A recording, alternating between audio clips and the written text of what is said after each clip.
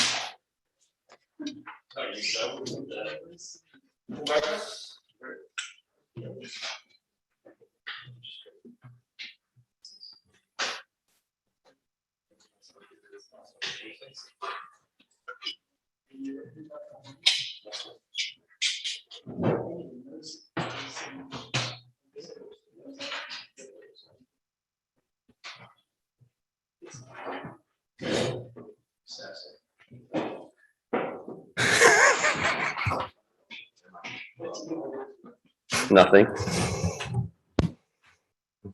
All right. Good afternoon, everybody. Thanks for coming. We are here for the New Shoreham Town Council meeting with the Block Island Land Trust, Tuesday, October 5th, 2021. The New Shoreham Town Council meeting will occur in person. To see supporting documents for this agenda, they are on Clerk Base New Shoreham, and the meeting can also be watched on YouTube on the New Shoreham YouTube channel. Number one on the agenda tonight is review and discuss appraisals for the overlook property on Plat 19, Lot 3, West Side Road. So we have received an appraisal for the property at the overlook, and I guess that's that. Does anybody have any comment on that topic? That was a yes. I guess so. Council, anybody? No. No. I mean, I think we discussed them. Oh, yeah. I mean, I think it may be worth to at least say values or review it if you want ours. A couple, I think 2 or 3 appraisals, right? One was Steve Filippi appraisal. You go. Oh, sorry. That's not our document, though. I don't think we actually have it, and it's not our document. Right. And it's irrelevant. It's Agreed. Okay. Does anybody have any more comment on that? I didn't put this agenda together, so just trying to get through that. well, we need to know what we're talking about. I think we did say it the last time what our number was, which was 8.25. And did we get the land trust number publicly? You had updated appraisal? Barbara, go ahead. So, our general policy is to. Could you step up to the microphone? I'm sorry, so everybody could hear you. forgot that you were- I know. I know we talked about our appraisal in closed session at our last meeting. Our general policy and what we try to follow is not to make our appraisals public while a negotiation is ongoing. So I think we would like to stick with that at this point. Thank you, Barbara. You're welcome. Thank you. But Barbara, let me just to try and get here, between the 2 appraisals, in many ways, 8.5 is sort of a common ground of, hey, 2 appraisals together, it's roughly at an 8.5 level. Is that, can we say that in public? Yes, I think what we could say in public is that our 2 appraisals were really not that far apart. Very close. Considering the and in result, I think you could say a number like 8.5. I also think that at least in our last discussion, when we met last a few weeks ago, we had kind of settled on a number of 8.5 to use as a value. Okay, thank you. And I'm sorry, Barbara, just because there was some different reporting. I think both appraisals sort of use same methodology, same approaches, different ways, different numbers, maybe a different benchmark here and there. But the fact that they sort of supported each other's approach. I know there was some discussion around should be at 25 values and 19 values, but I think both appraisals Correct. really reinforce the other. I would agree. I would definitely agree with that statement. They're both done by qualified appraisers. They both Professionals. had their methods. I think there's not a lot of point in us as a group spending time trying to parse through them and say, well, this one had this and that one had that. I think it's good to say that they provided us with a consensus number to work with. Thank you from my point of view. Thank you, sir. Does anybody have any more comments on the appraisals? Item number 1. Yeah, Andre, let me just remind everybody, maybe not so much in this room, but certainly the taxpayers, this appraisal component was all part of our due diligence months ago before we sent this to the taxpayers. We wanted this as an extra tool to help us through this process. So those arguments we heard early on about rushing this through at warp speed, we did do our homework. That's why we included this need for the appraisal, and that's why we're here today. And I'd also like to make 2 more comments. And everybody in this room and everyone I've talked to, and we've all done our homework, are wearing bleach white hats. We're all in this for the same reason, to do what's best for the island. So let's keep that in mind. And lastly, this will probably run a lot smoother if we just keep everything relevant and not redundant, so we're not going over the same thing over and over and over again. Thank you, Mark. Any more comments about the appraisals? Hearing none, move on to item number 2 on the agenda. And it's to discuss an act on the town contribution to purchase the overlook property on Plat 19, Lot 3, West Side Road. This item may be held in closed session pursuant to Rhode Island General Laws 42465A. Any discussion or considerations related to the acquisition of real or lease of real property for public purposes or for the disposition of publicly held property wherein advanced public information would be detrimental to the interest of the public, and Rhode Island General Laws 42465A7, a matter related to the question of the investment of public funds where the premature disclosure would adversely affect the public interest. Public funds shall include any investment plan or matter related thereto, including but not limited to state lottery plans for new promotions. Kathy Marillo on the phone? I just want to make sure she's here.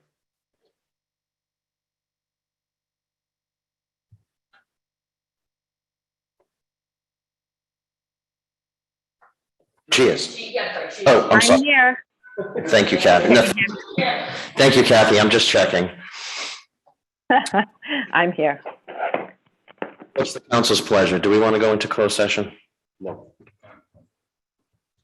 No? I do not. I do not. I'm fine with that. Martha? Keith? Okay. So we had a meeting with the land trust a couple of weeks back, I believe September, somehow. And I think based on our appraisal, we had come up with a number for 8.5 that we would contribute, the town would contribute $2.5 million and to the purchase property, to the purchase of the sale of the property. So that's where we were at that point. And any comments from the council?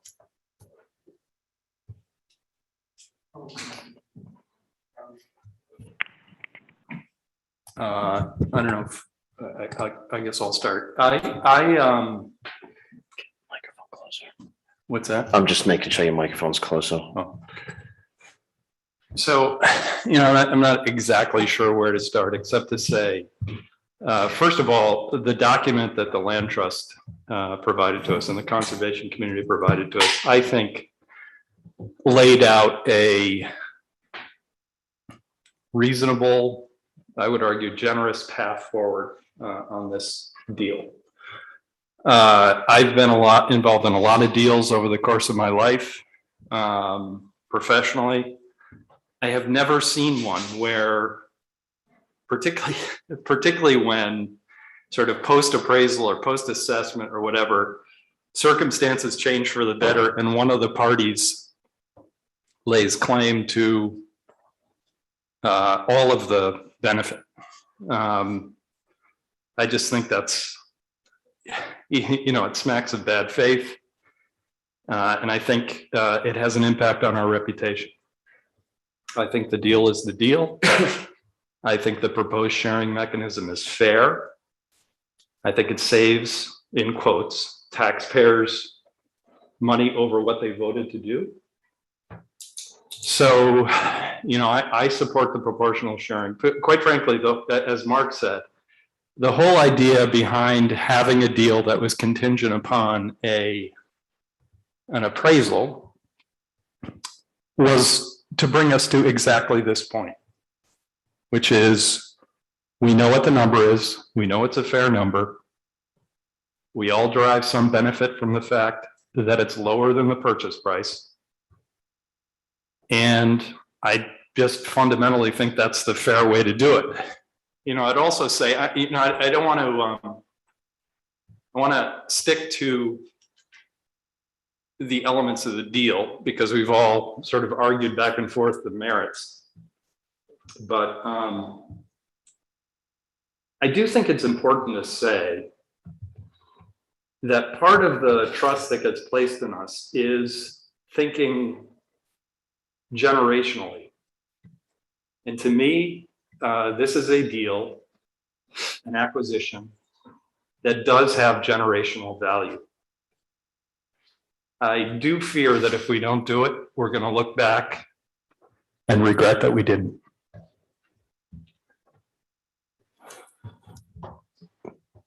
Thank you, Keith. Yeah, go ahead. Yeah.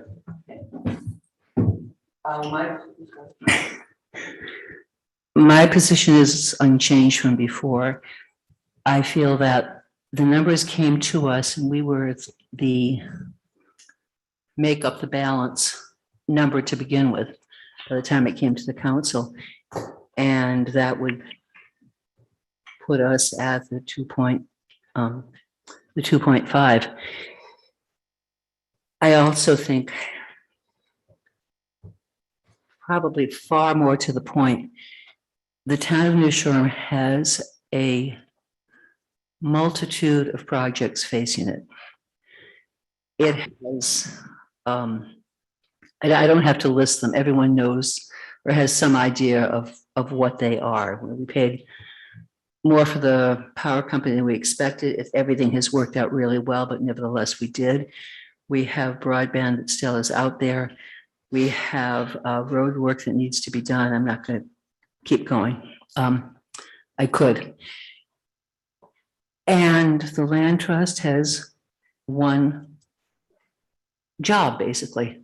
The land trust was created for the purpose of acquiring property. I was involved in governance prior to that, and it was the town. The town had $1 million in bonding back in the 80s when $1 million was a lot of money. And that was what got us Mansion Beach and what got us a piece of the Black Rock, or an ownership share in Black Rock. Those times have gone.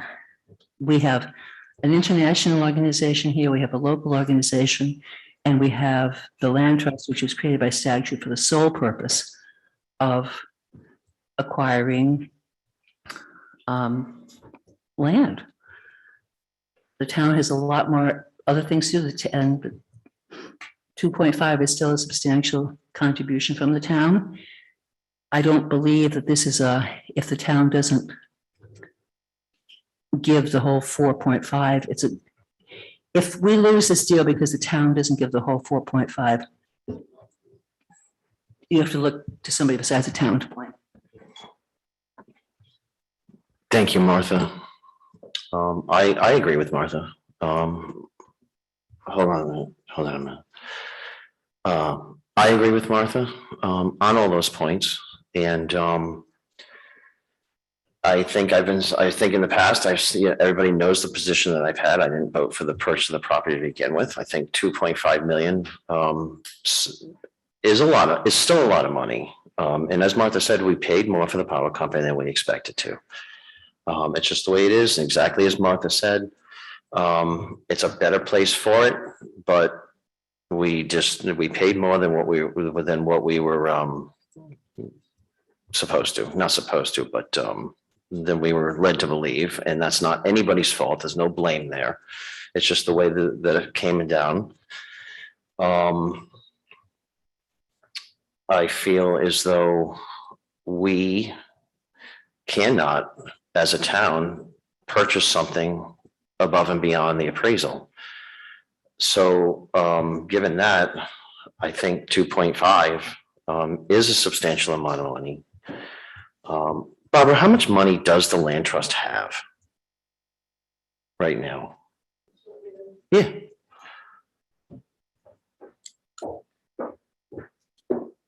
So, the land trust has a substantial money right now. I'm not sure that's a relevant question to what we're trying to decide here. And I'll let the rest of the council finish, but I think, the town has a lot of money too. It's not a question of how much money does each of us have. It's a question of how are we going forward, or if we're going forward with this project. Okay, thank you. And I don't have I don't know off the top of my head how much is in our bank account right now. Okay, but I mean, yes, we have money. The town has money, but our money is approved by the voters.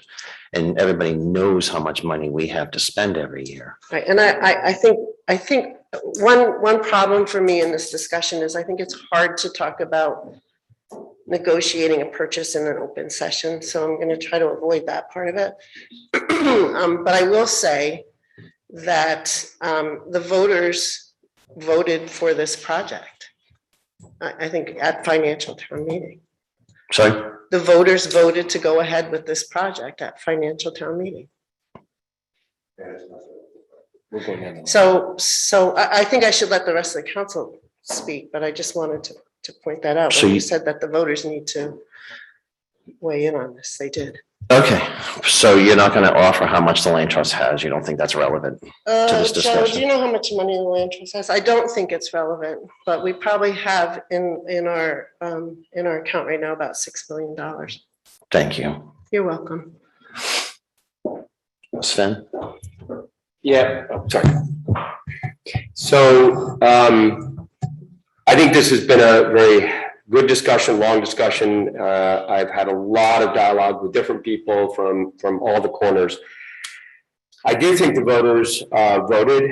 One can argue, as some have to me, that not all the information was known. It was quote unquote rushed. It was all that. We've been through this. I think the voters voted for 4.5 based on a 10.5 million roughly structure. That's a percentage. I think whatever the final price is, and we're not discussing that because that's a negotiation that is not part of the discussion. Whatever that final price is, I think our percentage should stay the same bond principle. I understand, as Martha said, where you come to the 2.5, I think we all do. That's just in the reduction of the appraisal relative to the estimated price initially. My feeling is that we, I don't like the term fair share, but my feeling is it should be a proportional reduction for whatever that final price is that is negotiated. So hopefully it's even lower. So whether that's, I vote for sort of the share proportion versus the $2 million. So in rough math, I believe that comes to approximately 3.6 million of an $8.5 million deal. Should it be at that price, whatever that would be? Does that make sense? So instead of the So assuming that the final price is something in that range of 8.5, we would be in for roughly 3.6, which is a sharing of the difference between the appraisal and the estimated price of 10.5. Right, so 10.5 to 8.5, that $2 million, you fair share that out, roughly we would be in for about 3.6 million. Do you mind if I make a comment about that? Please, or yeah, correct me. Because I think it's really important, and one of the reasons I led off with it, the letter that the Land Trust and Conservation wrote to us capped our liability. It capped our risk. So if the number is higher, that's not on us. It's on conservation and land trust. So for example, if I don't know, Steve Filippi said, all right, my appraisal says it's worth $30 million, and the land trust and conservation say, okay, fine, you know, the amount that we pay stays the same under the proposal that the land trust has made to us. It doesn't change. So, you know, I just think it's important to point that out, because we have all of the risk cap on this, but we still share in the benefit of a lower appraisal. Thank you, Keith. One thing. Yeah, go ahead. Just on that, just to make sure, Keith, that risk cap was at 4.5. Is that right? No. The 3.67. Yeah. Or 3.6. Just say 3.6. Good. That's why I'm gonna make sure everybody was clear on that. Thank you. Mark, hold on. I'm going to just let the council speak, Robbie, and then Turtle had a question, so I'll let you have to Turtle. What I'm going to say is that so much has happened since that town financial meeting. My concerns, not just the appraisal, my concerns now are the town and the conservation groups kind of foreclosing other potential acquisitions that are presently out there or have the potential to come forward in the very near future. I need more answers from the land trust on some alternatives before I feel really confident making a decision tonight. And those questions and that discussion doesn't have to be lengthy, but I would like to know if there are alternatives where it will make my decision a lot easier. Mark, I'm a little unclear as to what that means.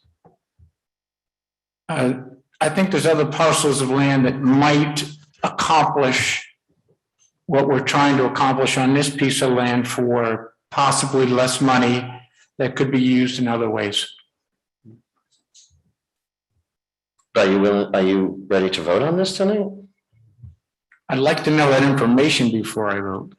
Because those potential acquisitions are in the cloud right now, and we have an agenda. Potential ones, yeah, but I'm talking about something that's already out there. Okay. We are talking about Overlook tonight. Sorry? We're on the Overlook.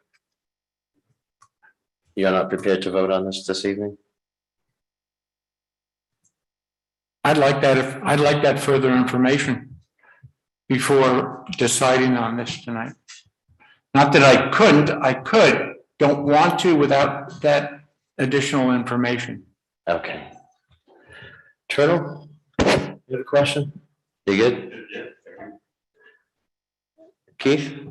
Are you talking about the land that's adjacent to the boat base? That's correct. Well, I just would say, for me, I mean, I get where you're coming from on that. It's a less expensive piece of land. But what it doesn't do is block that green space between Champlain's and Pecos. And that's fundamentally, to me, sort of a value question. when I see that, when I see this overlook piece of property from the water, I find it very compelling. I get it, people come down in different places. But I don't think that property has the additional benefit of, blocking a new marina, blocking a new development. For me, and Andre, can I ask a question? Go ahead. And I know Robbie has hand up, so I don't want to interrupt things. Mark's brought up a question about another piece of land, which Keith just identified, or the conceptually identified. Can we hear from the land trust if that's even a discussion? Or I'm just trying to think about, this is new sort of thing to me, and that's fine, but I don't know that this is even a discussion. We can do it after. I just love to hear from the land trust whether this is real or what it is. I don't even know what it is. Well, first of all, I have no idea what he's talking about. I don't either. So the town is not party to any other pieces of land down there right now. Well, it's land that the land trust already owns, the K&H property. Could that be used? And it's already in hand. So we don't have to make this acquisition. Are you talking about a property for harbors related uses? Correct. It's been discussed before Right. with various other councils. What was the issue on that? It's escaping me, but it's not up for discussion. It's not on the agenda this evening. So Correct. I'm not prepared to talk about that. I guess my question is there, if Mark is, it's question, if Mark is sort of in his head evaluating that, can we hear from the land trust as to, is that even what are the rules and regulations? That's what you want to learn, right? Yeah, but if we can't get into it, we can't get into it. Understand. But I think it's valuable information. If something is already there existing that would accomplish what we want to accomplish at a savings to the taxpayers, Sure. then I'd want to know if it's for real.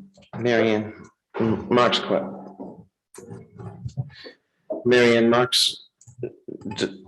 concern, I think, is, harbors related facilities. And I believe you've been in some discussions with about some public-private partnerships. So without getting into the details of that, could you satisfy Mark's question about public-private partnerships instead of just building something on other land? This isn't public-private. This would be land trust owned. I understand that. Mhm. Yeah. I mean, can the land trust answer Mark's question? Can they? Sure. Well, I think I can answer your question in kind of broad terms, Mark. I mean, this would actually be a better conversation to have in a closed session meeting. For property that we already own, we cannot change it. We couldn't, for example, sell it to the town without being able to demonstrate that it's no longer used for the purposes for which it was acquired. So for example, if we acquired property for open space protection, it would be not possible for us to then turn around and say, okay, well, we'll sell it to the town to build harbors facilities on. So we do have those limitations built into how we use property once we've acquired it. In this instance, the purpose for us acquiring the property, the overlook that we're talking about, was in part to provide a location for harbors facilities, so we don't face that same constraint. Does that help you with your question? Well, that said, when Paul O'Brien was purchased, it was supposed to be for a facility down on the seaward side, but the use it's being used for now is undebatably one of the best things that's ever happened to Block Island in the form of a playground and such. So there is flexibility there, correct? But so that property is actually owned by the town, and we have an easement on it. So the town purchased that with help from grants and the land trust. The original intent, but again, that's the town. The town has more flexibility to make those changes to the properties that they're using. So with Paul O'Brien, yes, the intent was to build harbors facilities there. Over the years, the town has come to us because we have a management easement, we the land trust, and we've agreed to allow those other uses, but the ownership is different in that case. And it was designed for recreation activities. Does that help? I mean, I'm not sure Can I build on this, Mark? Just real quickly, and we are in open session, so if you say I can't answer that, I understand.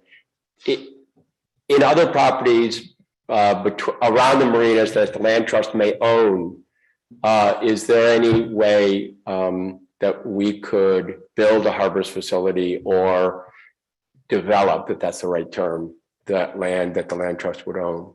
not if it was acquired with the intent to maintain it as open space. That would be the limiting factor on that. And the properties around that area were acquired for open space. Is that correct? Yes. Stated. I mean, that was sort of stated in that Yeah. time. Thank you. Thank you, Barbara. Council, have any more for Barbara while she's up there? No? Okay. Any more comments from the council? I thought there had been conversations about, and I know this land is not on the agenda. I thought there had been conversations about that land being used. I mean, are there stipulations on it, or are they stipulations? Because I know that land's been used for other things. The only way the land trust, once it acquires property for purposes, can dispose of the property used otherwise, is to have a 4 out of 5 votes of the trustees stating that it no longer serves the purpose for which it was acquired. And after that, it then has to go to the financial town meeting. And the financial town meeting requires a 2/3 vote to require the sale of the property. In the case of K&H, which, excuse me, I shouldn't have said that, but in the case of what we're talking about, the property was acquired under one of our principal things, which is to preserve literal lands around the pond. So it'd be very difficult in good faith for the trustees to vote that it didn't serve the purpose for which it was acquired. If they couldn't make that vote, it couldn't be used for the purposes you're talking about. Thank you, John. Good. Yeah, there's a lot of ifs in there. Bobby?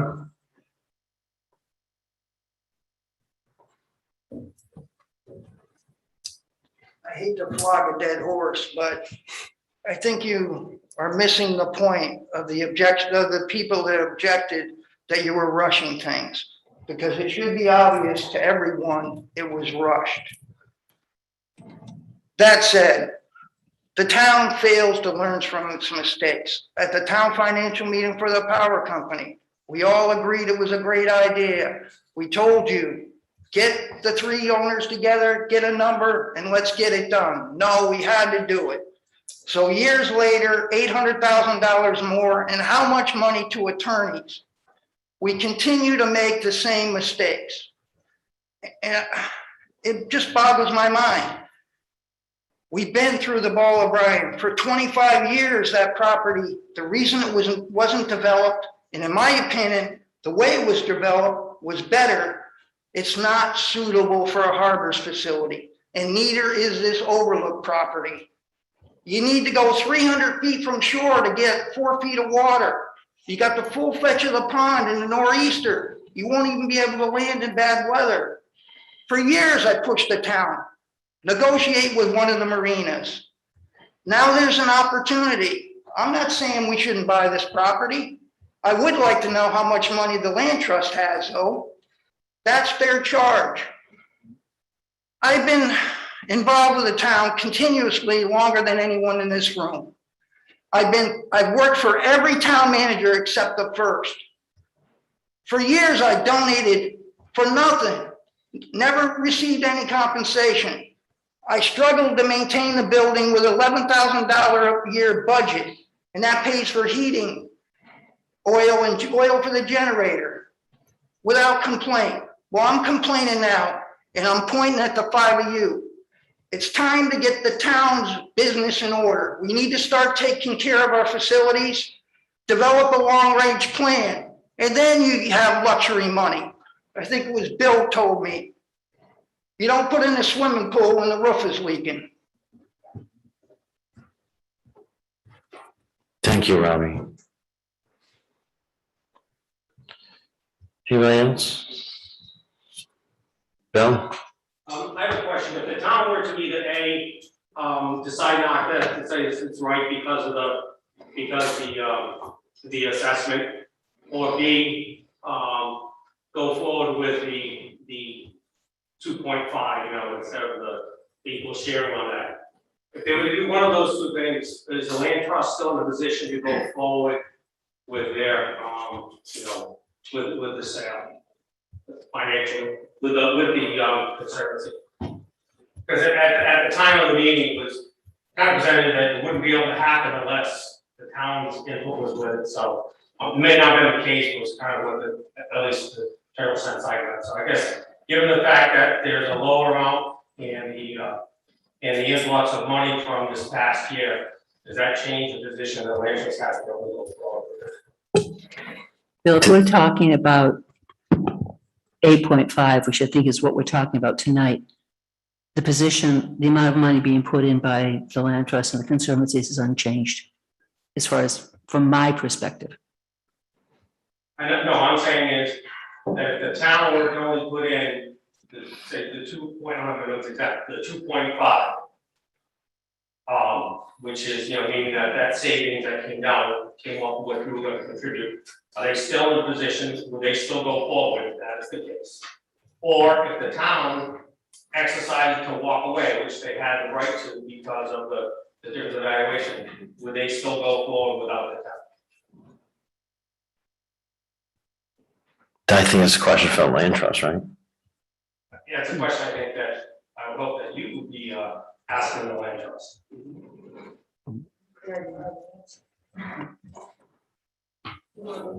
Go ahead, Nora.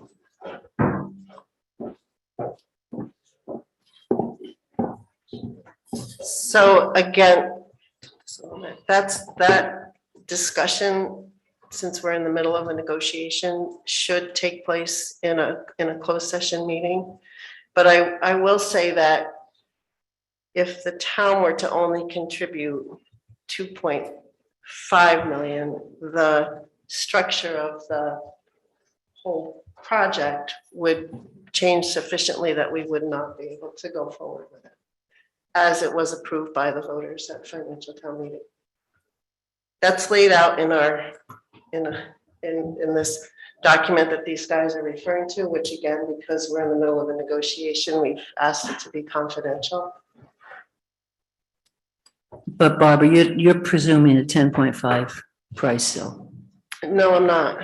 No, I'm not. So I think Keith touched upon this. What we've proposed to the town is to continue with the proportional participation that was agreed upon when the price was 10.5 million. But to limit the town's dollar amount based on that proportional share to a value of 8.5 million, which is the value that came from the appraisal. So if we then, again, remember, we haven't negotiated this with the seller at this point either, but if we were to negotiate with the seller and come up with a number higher than 8.5, the town's proportional share would still be capped at the 3.6 million based on the value of 8.5. So in other words, we've capped your contribution based on the number that we agreed is a good appraisal value of 8.5 million. And the proportional share that the voters voted on at financial town meeting when we were looking at a purchase price of 10.5. Is that clear? It's clear. Okay. Barbara, while you're still there, that's all well and good. I still think the overall price is too high, and that reflects not only what taxpayers have to pay, but you guys have to pay, and the possible foreclosure of other acquisitions. That's why I want to see that number come down as much as possible. What's the delay in coming up with a negotiable number? I mean, we've kicked the tires on this for quite some time.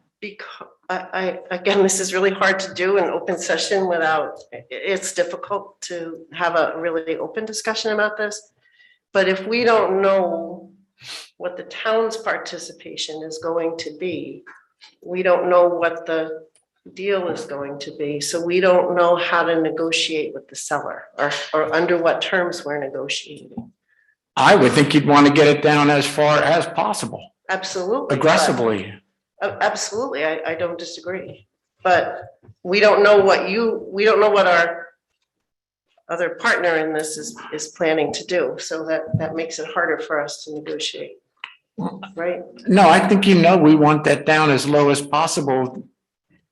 Yeah, Sure, I think everybody Hopefully would, to all the- buyers want the lowest possible right, price. There's no- right. Is it, again, you can't talk much No, about I- it, but is it that delicate a negotiation that it's taking this long? I think I've done as much as I can to lay out Okay, the basic idea here, and if we want to have a further discussion, we should really do that okay, in closed understood, session. understood. Martha. Okay.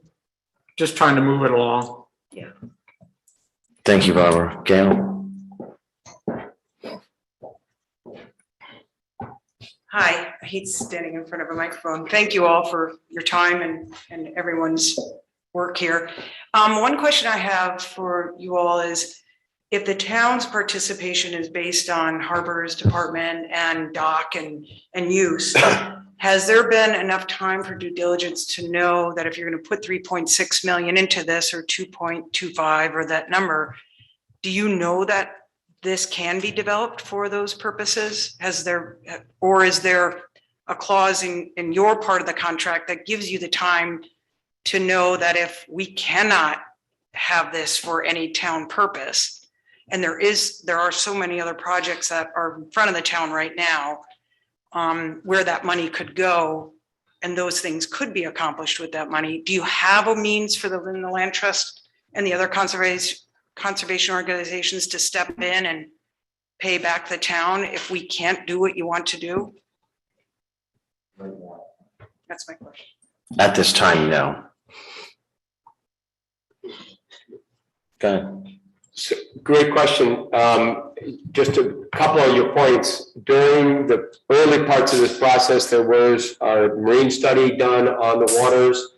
And much like with Ball O'Brien, the bottom Ball O'Brien, there is access to be able to put in at least harbor's facility and dockage for a harbor's facility. That was determined.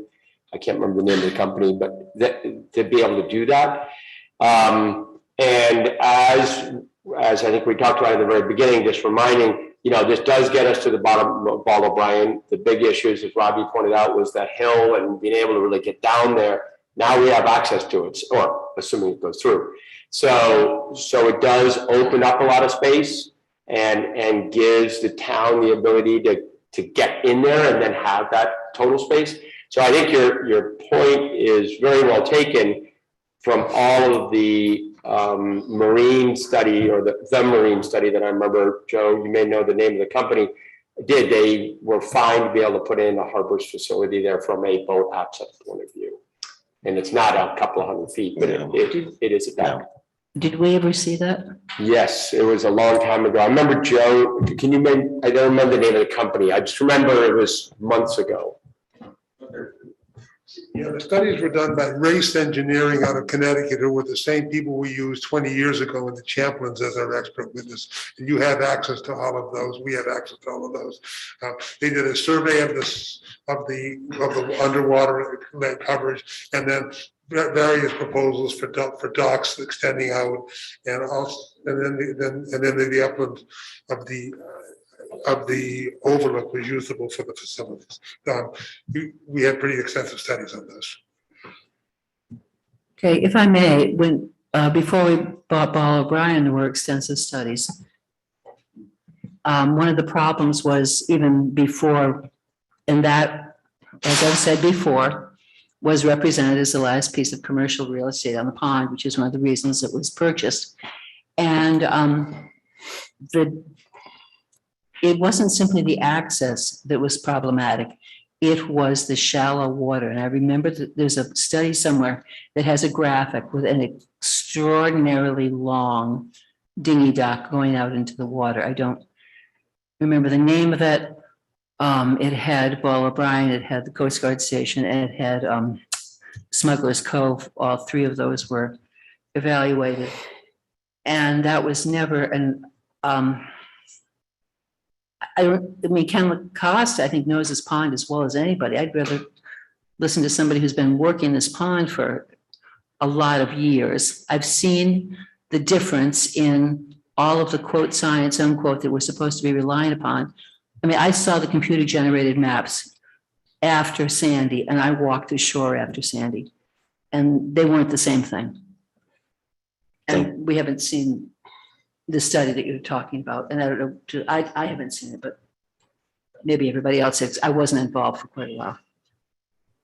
Thank you, Martha. I did see the study. I think we did have this, we did have the study. But studies are just that.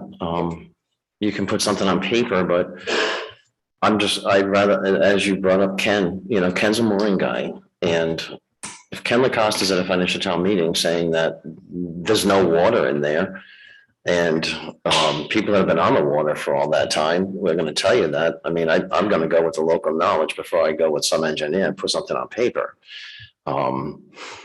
I don't think there's water in there. I mean, I worked on the pond for 13 years. There's no water in there, but that's not the discussion tonight. I mean, we could go on and on about that. Robbie? I'd like to see the town, we're gonna end up contributing to this property, that we actually get use out of it. So we need to think of a way, if this doesn't pan out, and to be honest, affordable housing is an issue, and I don't understand why any town proposal to buy property doesn't at least have a component of it. Yeah, I mean, Barbara can answer that. I mean, Barbara, land trust cannot, you can explain that better than I can. I did bring that up earlier, Robbie, and Barbara can explain that. I do feel like we're sort of going back a little bit to financial town meeting when we did have this discussion about all of these issues. And I'll say again, the voters voted to approve this project. The studies that were done, they came out and they did a bottom survey. They weren't just looking at computer images and not coming out and doing a study. But to your point, Mark, the proposal that we had discussed with the council during the course of arriving this would include town housing for harbors people or whomever they want to put in the facilities that are built. We're not going to, our mission is not to acquire property for housing. So we're limited in the ability to do that, but we're not limited in the ability to let the town put housing in as part of the development on your portion, our portion, the town's portion of the property.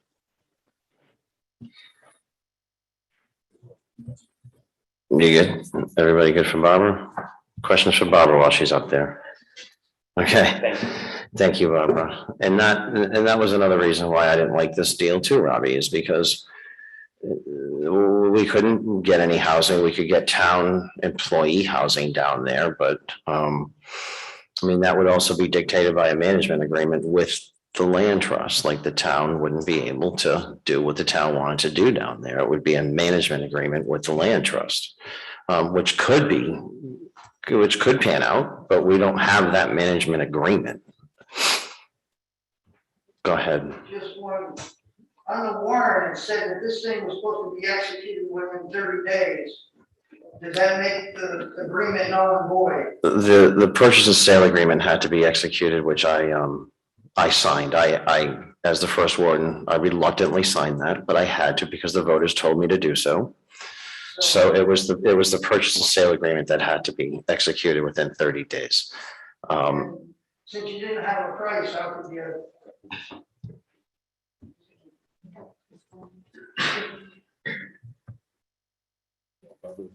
Barbara, Sen, anybody? Go ahead. We did have a price. We had contingencies that included an acceptable, I believe was the word, appraisal. And the deadline on close, if I recall correctly, the farthest out date was a period of time following the approval of a zoning application that the owner had before the board. I don't know what the status of that is, honestly, but I know that was the. Hold on a minute, Joe, hold on a minute. I'm going to ask our attorney for that answer. Yes, I can tell you, the zoning hearing was held on 9/22/2021. The decision was signed on 9/28. The purchase and sale agreement contingency reads appraisal in amount satisfactory to town, provided an appraisal equal to or greater than the purchase price shall be deemed satisfactory. The call date on that is 30 days prior to the closing date. That if you decide not to go forward for that reason, notice must be given. Under the purchase and sale agreement, the closing is the latter of May 31st, 2021. Well, forget that. Or 60 days following subdivision approval. So to follow up on that, Kathy, it's 60 days from the 28th of September. Out of an abundance of caution, I prefer to run it from the day they heard it, even though it was signed on the 28th. And that was the 22nd. The 22nd. Does that answer your question, Robbie? Yeah. Thank you. I do have one more question, though. And I don't think a lot of people understood this at the time. Why, when we're talking about subdivision, and I don't think it's an unfair question, why were not the lots, the area that's under the parking easement that's being maintained by the Overlook property, why was that even included in the land that was being purchased? And why was that simply not cut off and put with the Overlook? I wasn't following any of that. And I think a lot of people didn't even realize they were approving the purchase of parking lots for the Overlook. I mean, that to me, we get on a very slippery slope here. And just bear with me for a second. On the one hand, as Andre says, he reluctantly signed the purchase and sale agreement because that's what the voters directed him to do.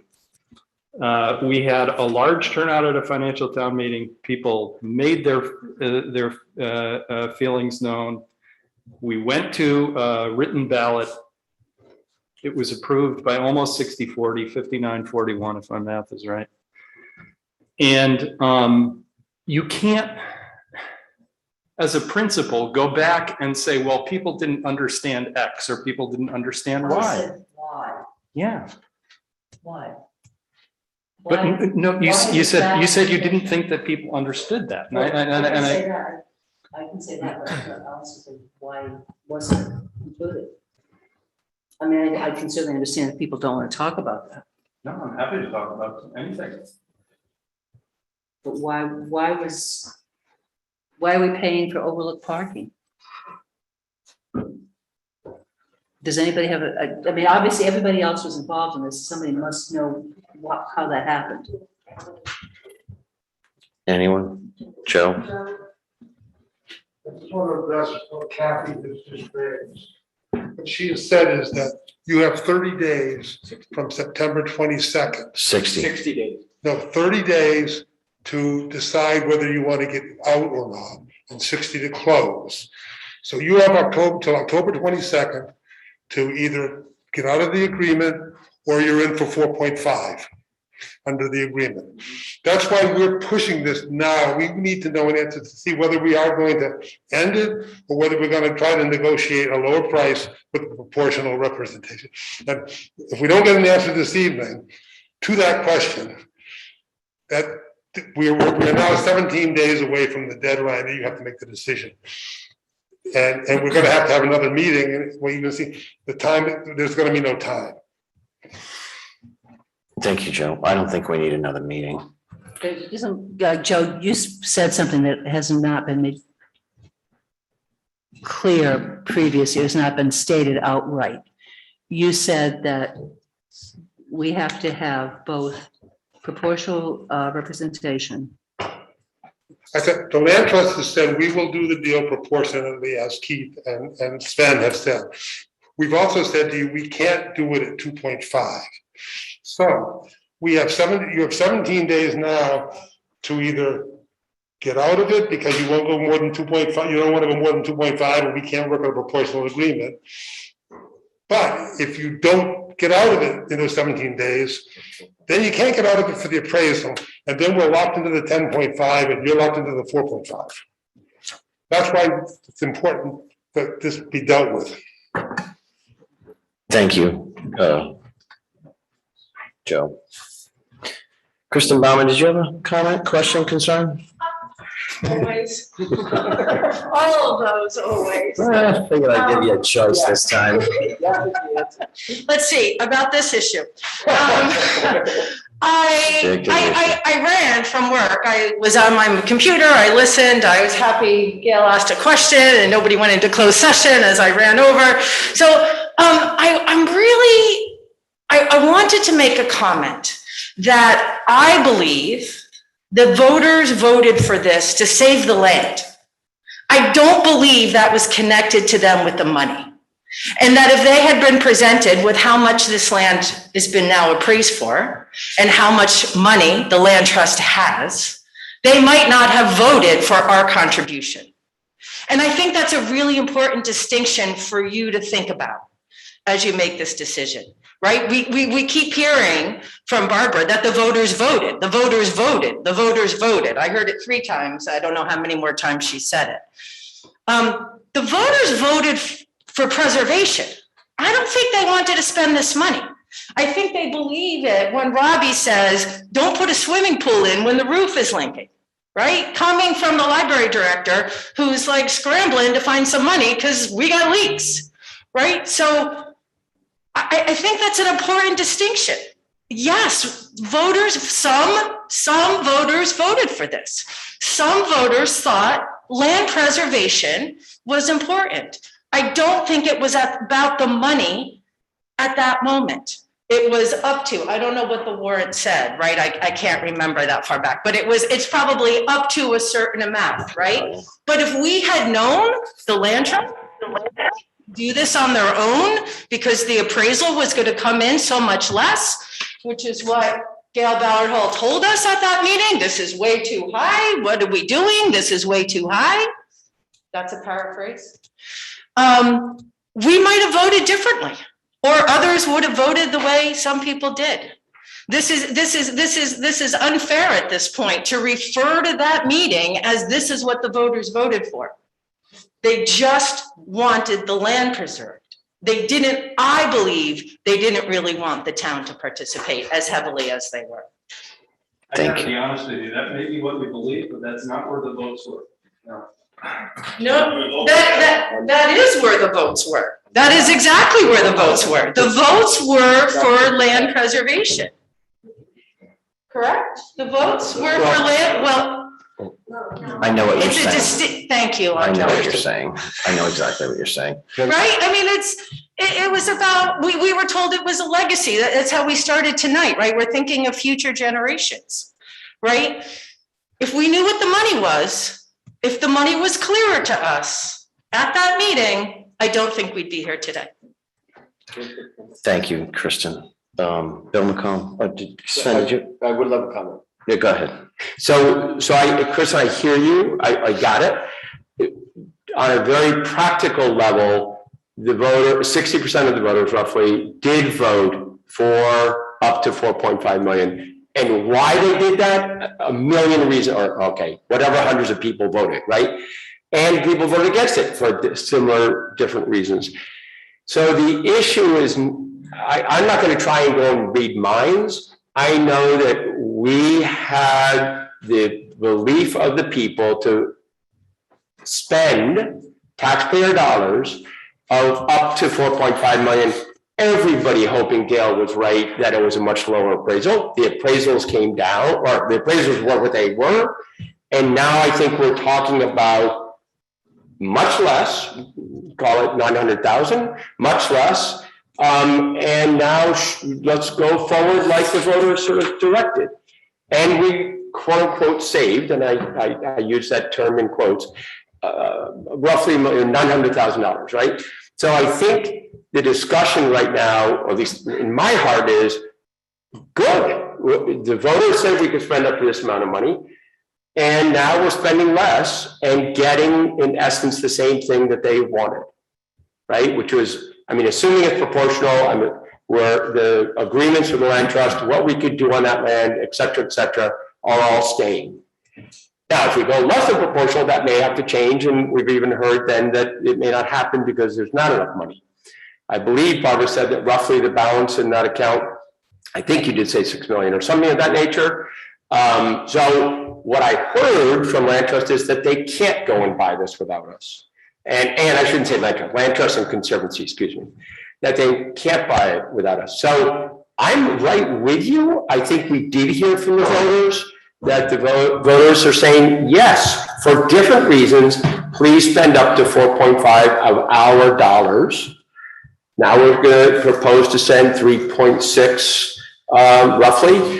And there's then the discussion of 2.5. So I believe I believe the voters did say we should get this land and this is the amount of money. Now, some people will say it's rushed. I've heard that from, and I appreciate that. We are here. So. Thanks, Ken. Sorry, thank you. Robbie and Bill. What I would like to see you do, bring it back to the voters. Get all your ducks in a row, have your appraisal, be specific. Let the town know exactly what we're gonna get and let the voters vote. And that's from the very beginning, it was all misrepresentative. Didn't let the public know there were zoning issues with the property, and that's why it's dragged on for so long. Bring it back to the people and let them vote. What do you think? Thank you, Robbie. Bill? To one point you had made, Sven, it was made clear at that meeting also, if the appraisal was less, the town had the ability to walk away from it. That was clearly made to everyone at that meeting. Yep. When that came up. I want to jump to a little bit different topic is, everyone on the land trust, I think conservancy, I have a lot of respect for them. They're good people, they work hard. I almost hate to see, I wish the land trust was buying this, the conservancy on their own. I think people look at the land trust money as your vacation money, but it comes out of I think it's looked at a little bit differently. Because I think that in a lot of people's eyes, look at a bunch of voters, it did feel like it was wrong. It did not feel like it was vetted all the way through. And I don't think that was with any malice. I think that was an opportunity in people going forward. And I really, I don't, the land trust and the conservancy is something that is never been questioned in this town. It isn't. And I hate to see it be, and I think that unfortunately, that's a reality that's coming down to this. And it's too bad because there's so much good work that was done from that end of it. So I think that, I hope this resolves itself out. I think there's a lot of good points that are being brought up, whether it be, whether it be Gail, Barbara or Christian. I think that, I think there are a lot of people, I don't care what you call it, buyer's remorse or what you may call it from that end of it. But I, for one, do not feel like we vetted all the way through at the time. And I think, okay, saying, oh man, I wish it was. Yes, the votes wherever it was, but there's an opportunity that I think that we can, I think that the heads should get back together and see how it can be done with the minimum amount of tax dollars. So these other concerns, which you all have a responsibility to, infrastructure in town, are equally addressed at that end of it. So, I just, at the end of the day, I don't like to see, or I don't want to see it be two entities that groups of people that are doing meanwhile and do a lot of this split. And that's it. Thank you, Bill. Anybody? Andre, Mark? as I kind of personally condense all of this and evaluate the pulse of those here and especially at the table, I could see it leaning towards this end of the table. And my deciding factor will probably be is that reduction to the taxpayers of almost $1 million make this acquisition appetizing for me to vote in favor of it. Regardless of my decision, if it's right or wrong, if it's wrong, I'll be the first one online to say I was wrong and go from there. But there's no malice to anyone. God, we got an all-star team working for us with the conservation groups. I know everyone at this table has spent a long time on this particular item. I've tackled dozens, if not scores of people for their opinion before I can make my decision. So again, condensing it all, that's what it comes down to for me. Thank you, Mark. Anybody else? So we had a meeting with the land trust on back in September. The town council met before we met with the land trust. We were all in agreement that 2.5 was our number.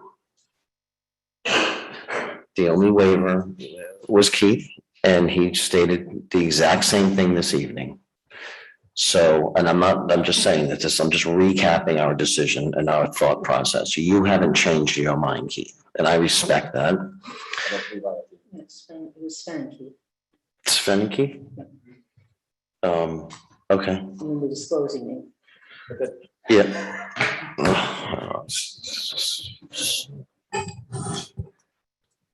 I don't remember that, but that's okay.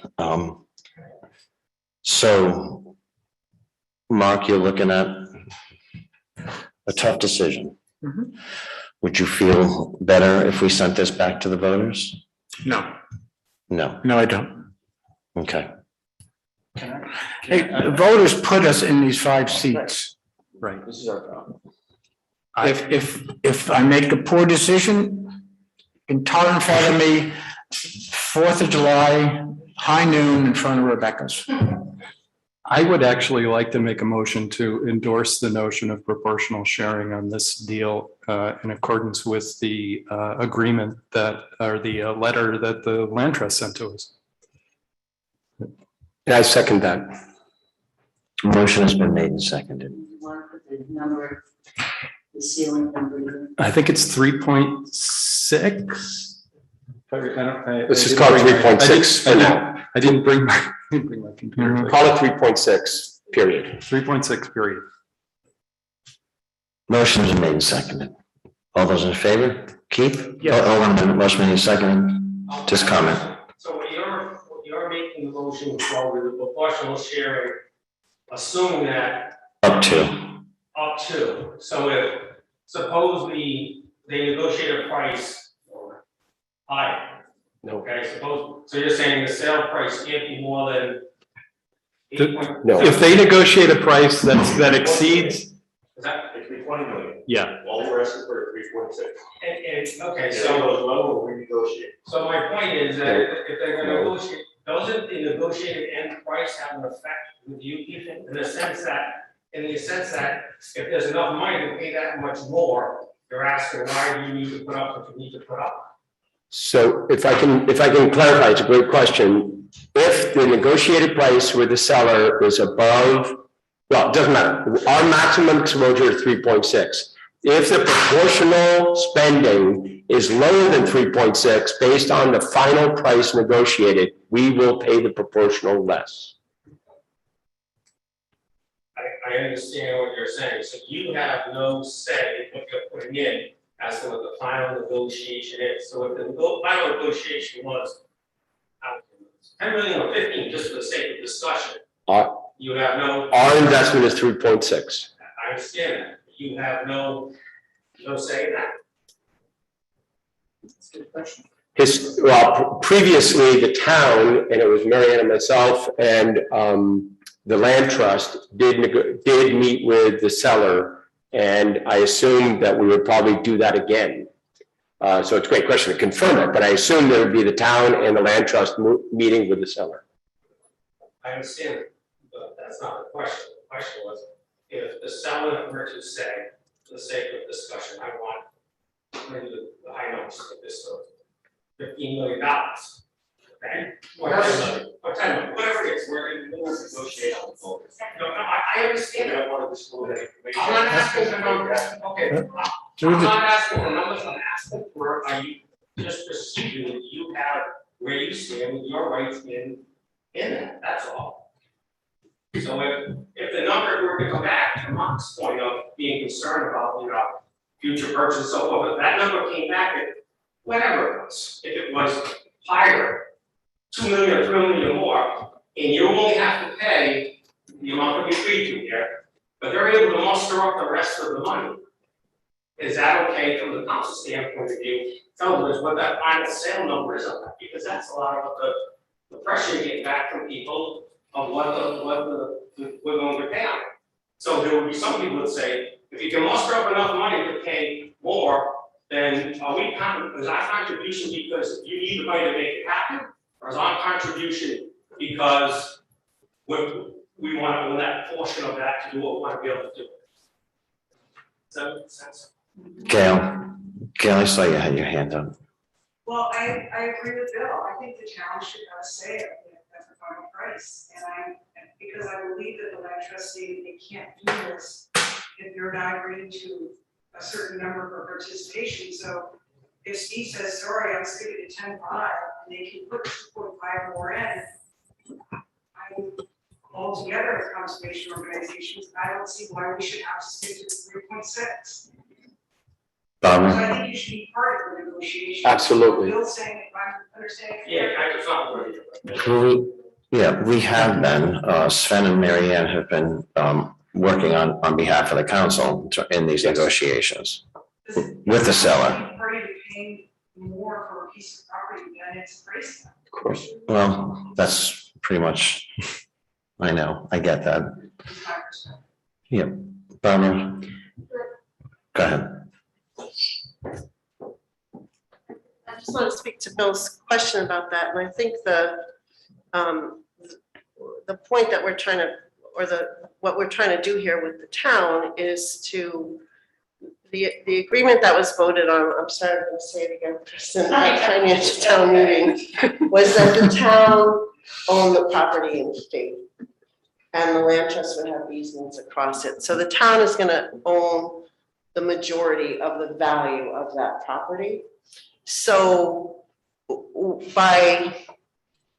if the town's proportional share gets less, it becomes, we can no longer let them, and our proportional share gets higher, then we would need to own the fee, which would create problems for doing what the town wants to do in terms of harvest facilities and so forth, okay?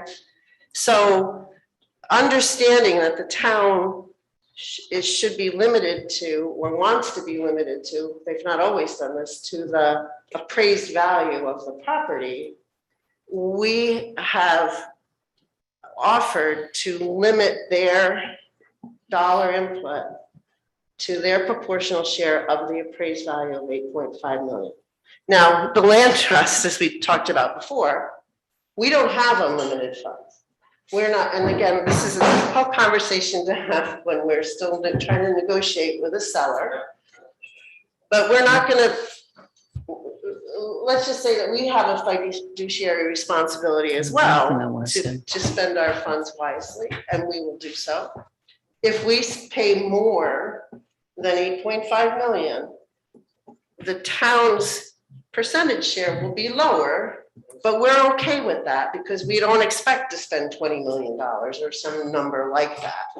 And of course, we would continue to want the town to be involved in the negotiation as well. I mean, but at this point, we've reached the point where we can't go back. We cannot do this without the town's participation. I think that's a question that's come up too. Can we do this on our own? And the answer is no.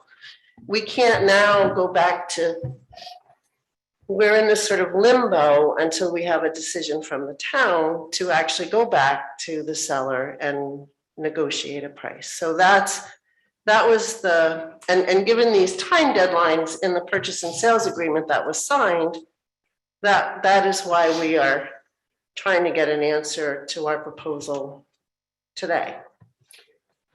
I understand what Billy's saying, and it's a good question. If we vote in favor of this tonight, does this embolden the seller to stick at his 10.5? I don't think so. I think we could talk about that.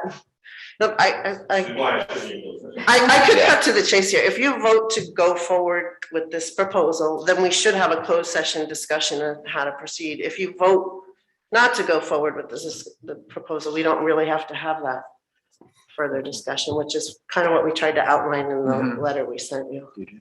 You said that. Yeah. Motion made and seconded? Go ahead, Bill. Bill, I have Martha, a go ahead. question. Do we have any feeling on the ceiling of the amount of money that is going to be spent? We've got 2 appraisals. The land trust appraisal did not come in radically higher than the initial appraisal, which is what was represented to us. Of course, it was going to, because a developed piece of land next door had been sold. That didn't happen.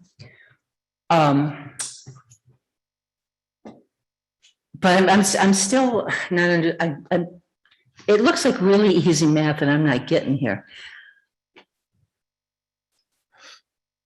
If we went to the 8.5, you're not putting in any more money than you were putting in before.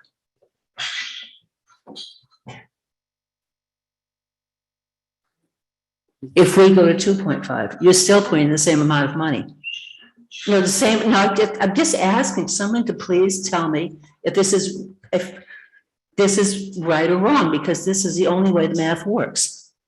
Go ahead, And I Dawn. don't want a long explanation. I want a yes or no. No. Then tell me how.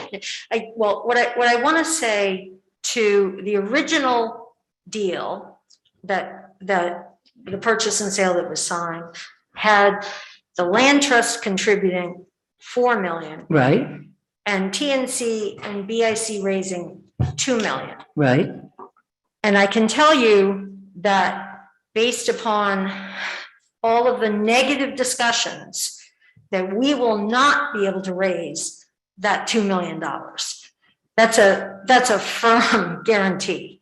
It's very difficult. And now with the appraisals, even more difficult.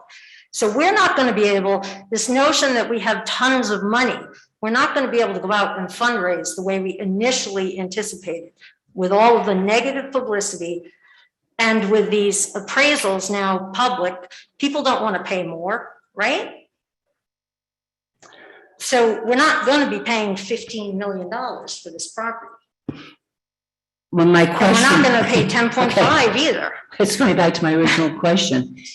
If this were gotten down to 8.5 and we put in 2.5, you would not be paying theoretically any more than was ever represented, the 4 and the 2. I mean, I understand what you just said. Now it's the first time I've heard that. I appreciate it, but I'm sorry it took so long to get to that point. The other issue was, and I just want to state this because it's really bothered me, that the statement that kept going around when this was done before was the town was paying less than half. The town was always paying the largest share. And that's just a fact. That's just a numbers fact. And it really rankles anybody who does very simple math when you keep beating this drum of the town is paying less than half, the town is paying less than half, and then you look at it and go, wait a minute, but the town is paying more than anybody else is. That's exactly the way the numbers originally were. Yeah, 4.5 came from the town, 4 came from BILT, and 2 came from conservation groups. Yeah. So conservation is saying 6. No, Blackout Land Trust is paying 4, conservation is private interest, conservation is paying 2. No. Blackout Yeah. Land Trust is covering conservation, other conservation groups, they can't do. If they get, that's what you're telling us that now. And this is coming up that they're not gonna be able to make the payment. That's what you're telling us now. No, You would be paying, the town would be paying 42.8% of $8.5 million. That's the most you pay. That's 42.8, it's not majority. That wasn't my point. And you just made my point. Thank you.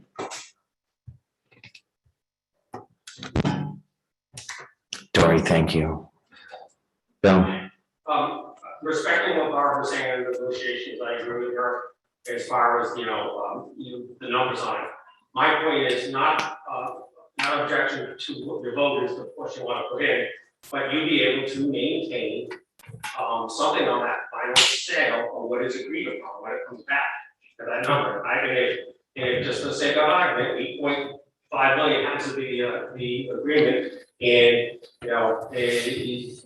we'd only say pay 9.5 million more, that you have some way to say yes, if that's okay with us, or no, it's not. Because otherwise, the issue, if I'm wording this wrong, I'll jump in. Otherwise, the concern that people have is about the total dollar amount that's being paid on it. I think if you're putting that amount of money on it, you should have some final approval on whatever is negotiated. Just not give up that right. That's all what I'm saying. Even though it's not a question more, at some point you may reassess and say, yes, we're okay with this. If it's a small amount, whatever. You may look at it and say, if that much money must up, why don't we consider what we have? That's all. I don't want to see you give up that right. Not commit to a number because that was negotiated because I think they need that. But not give up the right that, that final number, if it is, whatever it might be, just like you did last time, this assessment, they have some say what you committed to. I don't know why you wouldn't do that. If you're a partner in this negotiating, that's 40%. I don't know why you wouldn't have a say on that final number when it's done being negotiated. Go ahead, Sven. One or the other. I think Marianne, or I hear what you're saying. I got it. And Marianne and I are going to be involved in that conversation. And we will, participate actively, even though it won't maybe change our number, it will. And we want to make sure that the voters and more importantly, Block Island, that we meet the expectations of the financial town meeting for the voters, right? And so, I mean, I don't think it's gonna, like, if there's a final negotiated price, it's not coming back to the council to vote on whether that's okay or not. We're gonna do our best as town council representatives, that's the right word, to just make sure we're fiduciarily appropriate. Why would you not, at that final number, sign off on that as okay? Why would you give that up? So you want us to include language in this motion that says provided the number is no higher than 10.5 million. No, I don't want to. Is that what you're saying? What I'm saying is the number that comes in, if it's higher than what the assessment is, that number comes back to you guys, so you probably aware of that. If that number becomes something that you think is not, it's just it's either egregious because if you had it, then you shouldn't have asked us for this, or B, just like the backlash we got from the public on how high the number was. I think you have an ownership there, you should have some say in it. I thought it was assumed that number should never go higher than 10.5. Yeah, that's right. That's why I asked. I wanted to get a sense of what we're working on. What Bill's trying to say is the number should be higher than the appraised value, because that was the contingency. And that's what the voters voted on, that you would renegotiate, or at least have the ability to renegotiate if you appraise. You have 3 appraisals, all in the same ballpark. And it's not, I don't think it's the town's fiscal responsibility to pay more and be involved in paying more than that average of those. And by the third one, I mean, that Steve had originally. Yeah, well, that one. This was at like 8.3, if I remember correctly. So I'm sorry if I'm being slow here, but we have responsibility for what the town pays. And what this motion contemplates is that we would not pay any more than our proportion of the appraised value. So, no, but, okay, disagree with me. That's great. Yeah. I don't know, and you know, I think we should be involved. In fact, my hope is that it would be that establishing a number, and Mark made this point, recently, establishing a number may help in negotiations. I'm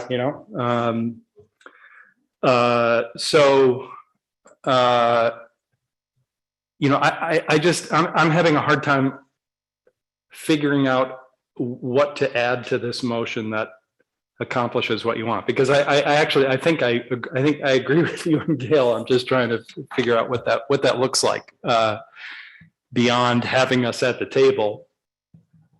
I'm really trying to figure out what that looks like.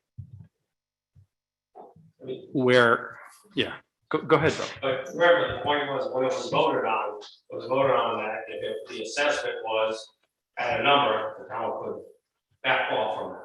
And that was put on at that time. So I think that's an important, when you would say, oh, they voted on 10 point something. They voted on 10 point something based on, what that evaluation was.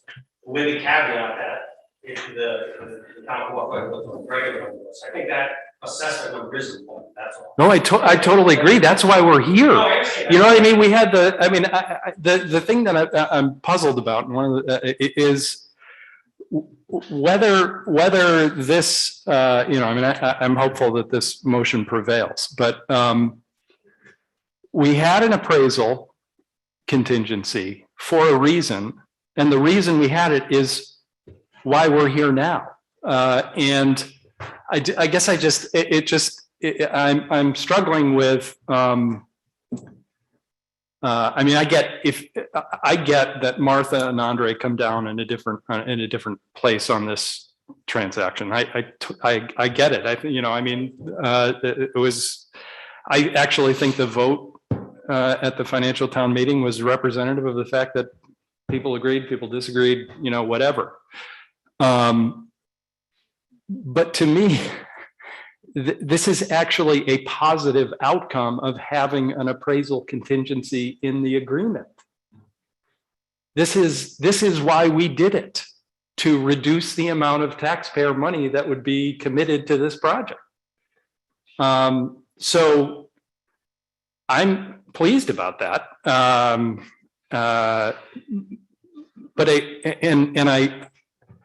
This is going to be an essential piece of property for the town, and I think whoever it is, whether it's Marianne and Sven or Marianne, Sven and Marty, whatever, I think they ought to be at the table working on this. I really do, and I think, and my hope is that by our action today, that we actually add leverage to our side of the negotiating table. I don't know if that helps, but. If I'm listening there, I don't object to your motion. I don't object to the motion that they have on the table. That helps them negotiate, that's great. Yeah. I just think that if that comes out, I think that you shouldn't come up with the whole thing. If someone comes back and say, listen, well, we need to come up with an additional $1 million. Because we're funding it as taxpayers because the land trust can't do it without us. And that's why they're asking for the money. And it's based on the numbers we have. So all of a sudden, additional $1 million, whatever it might be, or $50, doesn't matter, comes up. I think that comes into play as to why you guys are funding. That's all. So we should just have an active voice that says, hey, wait a minute, no, that's not going to sit okay or it does sit. You said your account was only this much. How can you afford that much? And therefore, this is. And then the land trust return back saying, when you start doing this, it will be paid. It's not your business, and that's fine. And I think that would be bad for the land trust, the council, for everybody. That's all I know about that. Thank you, Bill. Kristen Bowman. So Yeah, sure. Somebody could be at my desk listening. Somebody needs to talk to the mic. Just don't drop it. And is that happening now? I respect what can be said in an open session, but this idea that the Conservancy may not be able to fundraise 2 million, does that change our contribution for the town? Will we pick that up then? And is that why the land trust is, no? No, so just to make sure. Just for clarification and just to finish. 'cause Can it sounds somebody like please you let know the Kristen answer. finish before they open their mouth and start talking? Kristen, please finish. Thank you. And so what does that number look like? And it feels awkward to us knowing that we voted on this, knowing they were going to put in 2 million or suspecting that they were, because that's what we were told. And we were told we're all in this together. And now potentially we're not all in this together, or so we just heard. And I don't know how that works. And is that where your number fluctuates? And what does that mean? What are we saying to the voter? What are we saying tonight to each other? I think you do know how it works because we've been living it for 20 years, Kristen. So Kristen, let me just clarify so we thought we would be fundraising all summer long for months and months, but we've been waiting for the appraisal. So we've not been able to fundraise. And now we're maybe 30 days from closing because we've been waiting and waiting and waiting to get to this point.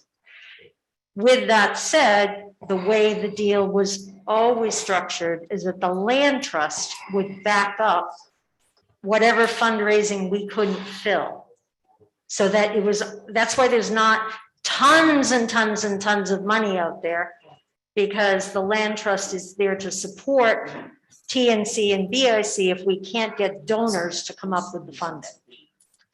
But we've lost the whole summer to fundraise now because of the lengthy time it took to get to the appraisal. So we don't have that opportunity now if the closing is happening in 30 days. And we don't even know what the final price is. Does that make sense? Yeah, It's very difficult to fundraise for a project that's not going They forward. had their appraisal in June. So all along, if I asked you for Sure, sure, money, sure. you would say, but we don't have an appraisal yet. So do you know what I'm saying? So we're getting to the point where we can start fundraising, but we haven't been able to start it yet. Can I amend my motion to say that provided that the ultimate sale price is acceptable to the town council? No? I mean, right, okay. I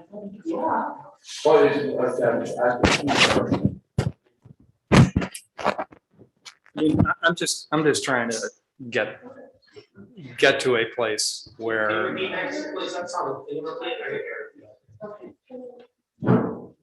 Yeah, please. Go ahead, Keith. Just an attempt to summarize. What the motion that's on the floor, if that were to pass, we would welcome the town council's involvement in the negotiations. So therefore, it would have to pass muster with the town council. Well, Keith, I think Mr. Conway asked procedure. So if the county, say a representative is in on it, okay?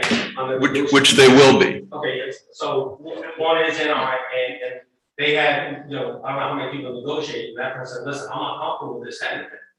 Are they still outvoted? In other words, are they outvoted on that or not? That's what I'm saying. I think in any negotiation, the idea is to come to a figure that everyone's happy with and that everyone's comfortable with. And that's what we would strive to do. There are instances where you have a negotiation that doesn't work. We don't know where we're going to go with this, but we need the opportunity to sit down and get to that point. That's what we're asking you for tonight, is so we have the information we need to meet with the owner, at which point we can try and negotiate an agreement. The town will have a full ability to weigh in during those negotiations because they're going to be part of it. I understand what you're saying. So therefore, they have to be comfortable with the final deal. Well, but what procedure legally, they do not have to because they are not the negotiator, the land trust is. No, they are part of the negotiation. In other words, we're negotiating this together. We're partners. I just want to point out, along with that, it's the town that's the signer of the purchase and sales agreement, not the land trust. So they're not a passive partner in this in any way. So that would resolve the whole thing. So I guess with the sales agreement, if suppose it came back, one of the council, even though they weren't paying more, was unhappy with, they don't have to sign the sales agreement. Crazy check about. Great. Yeah. I just want to make sure the town has. It's fine. And you just hoping to clarify. And let me make one real quick point. It was brought up that it was said that the conservation groups could not do this without the town. Well, the town could not do this without the conservation groups too.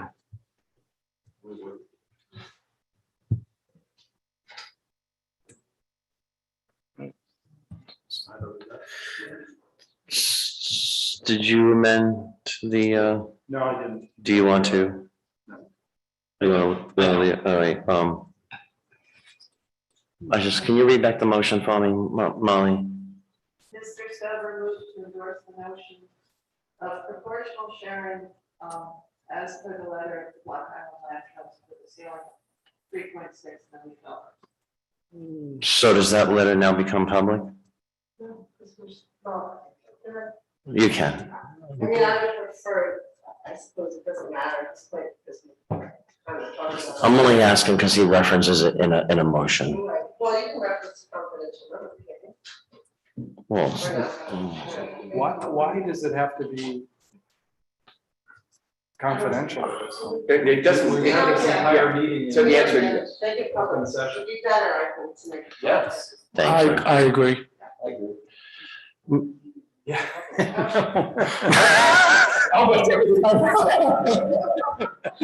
Don't say what color Martha's sweater is. Motion has been made and seconded. All those in, any more discussion? Any more discussion? Motion has been made and seconded. All those in favor, Keith? Yes. Martha? Nay. I'm a no. Martha, Sven? Yes. Mark? Aye. The motion carries 3-2. Motion to adjourn? Second. All those in favor? Question. So when this is negotiated, will the council or the council have the board purchase and sale? You know, if there's any objection or not? So if- I'm sorry, was it- So you have to be the representative, say, with this team or Mary Ann. Two of us. The two of us.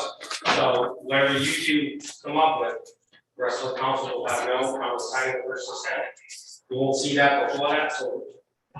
We will have a meeting after, we usually have meetings and they inform the council of what the discussion was right after those meetings. Prior to the signing, right? Sorry? Prior to the signing? Yes, yes, Andre's gonna sign it. Very good, thank you. under duress.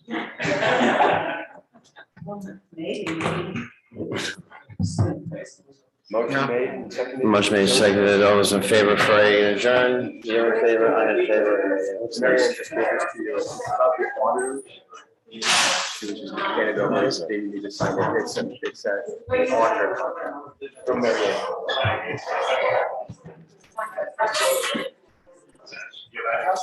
All they talk about is legacy.